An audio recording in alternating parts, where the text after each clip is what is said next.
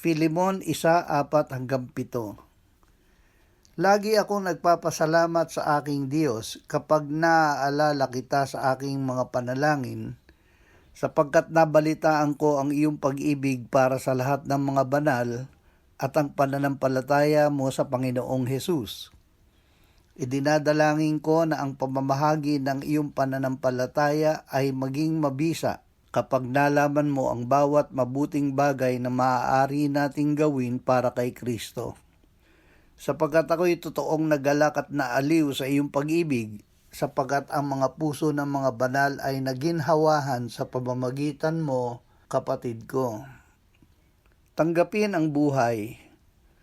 Ang ibinigay sa atin ng Diyos ay ang kanyang anak, ang ating Panginoong Hesukristo, na namatay para sa ating kasalanan, inilibing at binuhay na muli, iniakyat at iniluklok ng Ama sa kanyang kanan sa langit.